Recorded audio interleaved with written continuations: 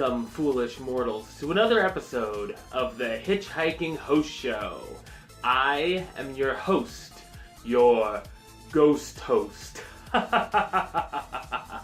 West Troop, and I am back this week with a new episode all about the trending topics that went down at the Disney park this week. Well, of course, we're going to talk a little bit about a ride that is now in technical rehearsal over at Universal Studios Orlando Islands of Adventure, long name, and that being Skull Island Reign of Kong. And I'm going to tell you my honest thoughts, at least on that ride. But we also have the news to cover. So we got a lot to cover, let's get to it.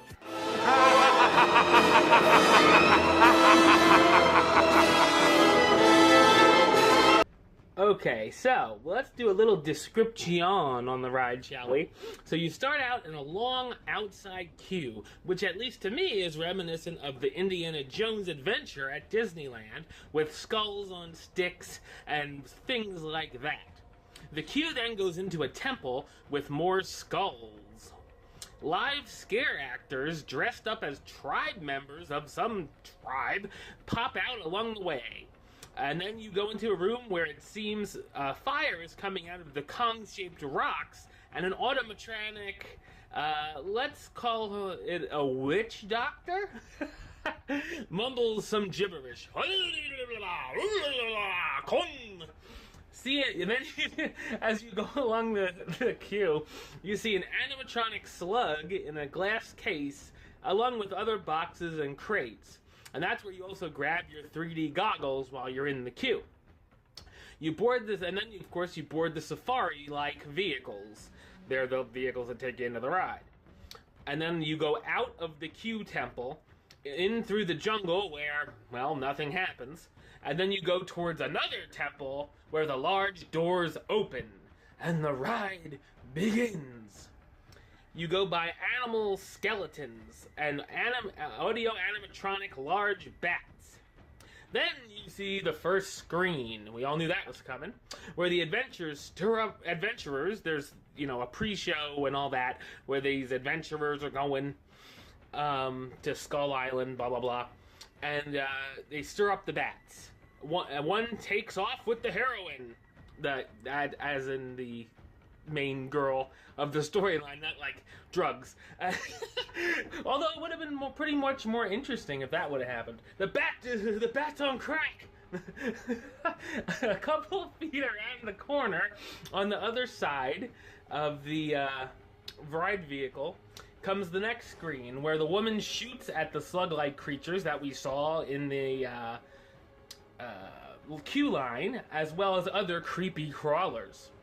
Then from here, this goes into the dinosaur scene on both sides, where the dinosaurs attack the ride vehicle, quote-unquote, it's on the screen, and Kong, of course, comes to save the day. This part is almost exactly to the T, same as the Kong 3D part of the tram tour at Universal Hollywood.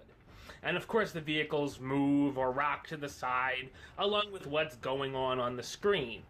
Well, of course, when Kong saves the day, after that he disappears, and then you round the corner, and that's when you see the audio animatronic Kong, which yells and does his business. Not literally, but he does his business.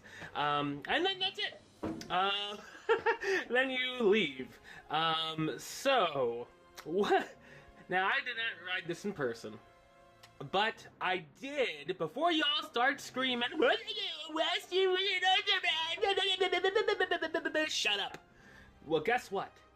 I sort of was on this ride, because it's almost, the screen parts are almost exact to the T of the thing I was on in Hollywood. So, I do have some experience with this. And I'm going to comment. I did like the queue. The queue is very cool. I like the storyline of the ride itself. I like the ride vehicles. And I thought the animatronics, the bats, and the witch doctor thingy, ooga booga, and of course the Kong at the end were all superb. I thought Universal did a great job with all of those elements. And then you get into the actual ride portion. You know, I'm not a fan of all these big screen rides Universal is shelling out every 5 seconds that they can. And, you know, they're getting them up fast, because how long does it take to build a screen, right? And basically just edit a movie that's already done. For Hollywood.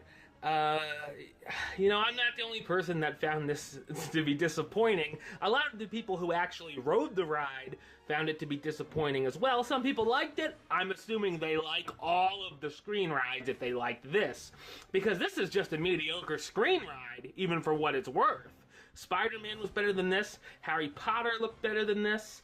A lot of things look better than this.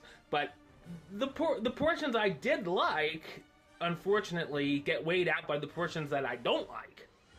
Because, you know, like I said, I saw the screen portion tram at Universal Hollywood, and I wasn't really impressed. You know, I think this could have worked had there been a better blend. Like the Pirates of the Caribbean ride we covered at Shanghai Disney a few weeks ago. It's a great blend between the animatronics and the screen. Now, while they have both here at Skull Island, it's animatronic, 5 minutes of screen, and then the animatronic Kong, and then it's done. It's like, maybe if they would have put more animatronics in between screen portions, maybe have a dinosaur or two jumped out, because God knows they know how to do that, because the Jurassic Park dinosaurs look good. I don't know, I just felt, throwing animatronics in the beginning, and then one at the end felt sort of like a cop-out.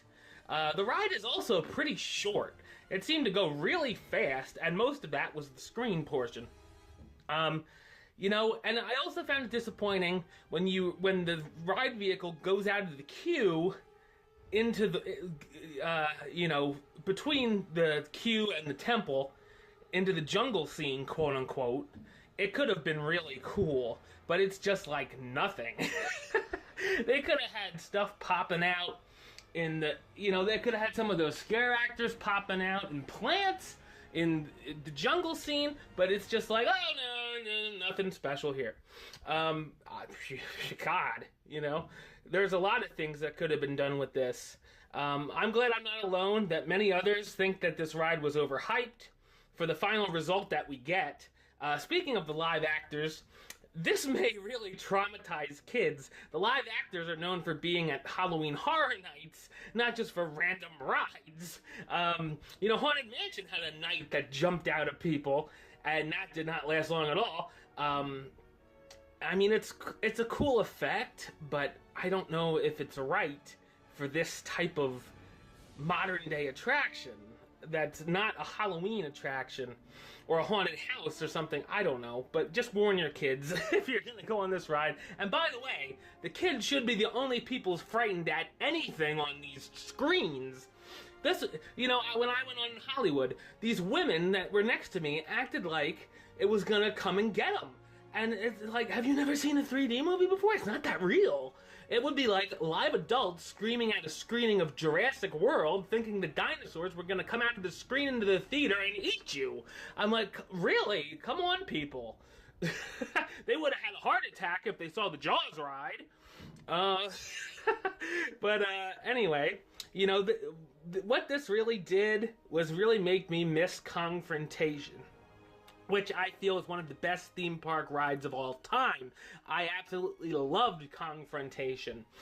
Not just the animatronics, the fact that you go on that Roosevelt Island Expressway in the air, the fact that it's like a miniature city in that attraction. I can't believe they replaced it with that crap fest that is the Mummy ride. God, Universal, you're killing me. But, you know, it really made me miss the Confrontation ride. Now, for those of you saying, I really have to see this in person to really appreciate it, I've seen the screen portions in person. So I can comment on that. And it's basically they threw those into a temple with a couple animatronics. And that's what I was afraid was going to happen. And they didn't, of course, you know, I called that one. you can check out my old episodes. For those saying I'm a hater of Universal, I loved the parks until about 12 years ago when it turned into Screen Central and it got rid of almost all its nostalgia. The only thing there that's nostalgic to me is E.T. And I like Spider-Man, which is a screen ride, but it's one of the first. And I also like Jurassic Park.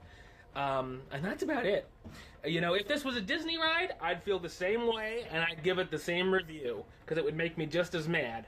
If you like these kind of screen rides, then you'll probably enjoy this one too, but it just does nothing but frustrate me. Many of these 3D screen rides just don't do it for me.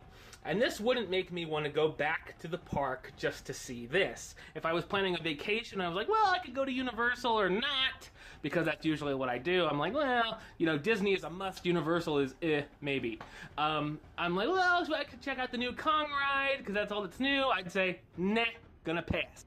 Now, of course, that was just my opinion. I know there are some people that thought the ride was cool. You know, good for you. But I guarantee if I would have seen this in person, I would have said the exact same thing, because it's me, and I know exactly how I am. But if you like the ride, then that's cool too, but I wasn't feeling it. Anyway, on to the news. According to recently filed permits, a new family raft ride is being planned for Disney's Typhoon Lagoon water park. Oh yeah! It seems like the new ride will take the form of a family raft ride and will also include an elevated flume element that should provide riders with an excellent view of the park below before taking them onto a winding journey to the bottom of the slide. I thought it was to the bottom of the ocean. The new attraction is set to be built on 2 acres in the northern part of the water park, west of the current Crushing Gusher water coaster raft ride, which is awesome, by the way. Currently, the spot shown in the permits is mostly vacant, but it does contain a backstage area used by cast members, which will be probably relocated. Looks like you cast members are going to have to find somewhere else to smoke your cigarettes, or worse. The bat's on crack, man. So I'm down for a Typhoon Lagoon raft ride, totally. It's been over 10 years since the last ride that they had came to fruition, so awesome. Tony's Town Square restaurant at the Magic Kingdom is now offering a new Main Street Electrical Parade dining package that includes reserved viewing for the parade, as well as a 3-course lunch that includes a choice of appetizer, entree, dessert, and beverage. The price of the package is $45 for adults, actually not that bad, considering, and $17 for ages 3 to 9. The experience is also available for guests using the dining plan, listen up peeps, for a single table service credit. Not a bad deal. That's one of the first best of these dining packages I've heard of. The reserved viewing area for the parade is near the restaurant on Main Street, USA, near the flagpole. You know, the Electric Parade does get a lot of people. If you're looking for a great spot, well, I don't know if I should tell you people this. I won't tell you my spot, because you might be there when I go next time, and I might have to cut you. But Frontierland is usually where I go. So definitely sounds cool to check out that dining package, though. This week, Epcot's Canada Pavilion introduced a new entertainment act that combines acrobatics with music and comedy, known as Les Parfaits Inconnus. Yeah, I'm sure that's right. This traveling circus troupe's daily performance will include original musical numbers, acrobatic tricks, and even a few comedy routines mixed in as well. Daily show times are 12 o'clock p.m., 1:15 p.m., 2:15 p.m., 3:50 p.m., 5 o'clock p.m., and 6:15 p.m. So if you want to see some acrobatics over in Canada, check it on out now over at World Showcase. And finally, the Bibbidi Bobbidi Boutique at Disney Springs has now opened in its new location alongside Once Upon a Toy in Disney Springs Marketplace. Themed as a country parlor, the new location offers an expanded salon with interactive features, including a new photo room. So if you want to get your princess on, little girls,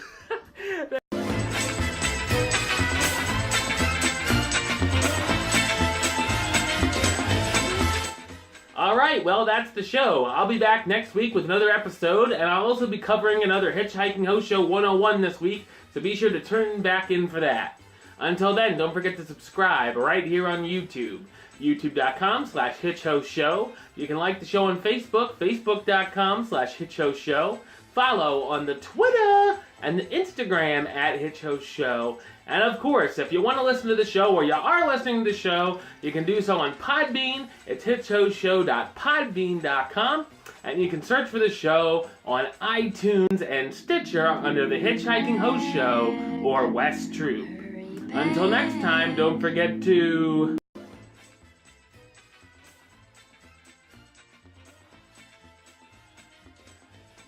for the next episode. See ya.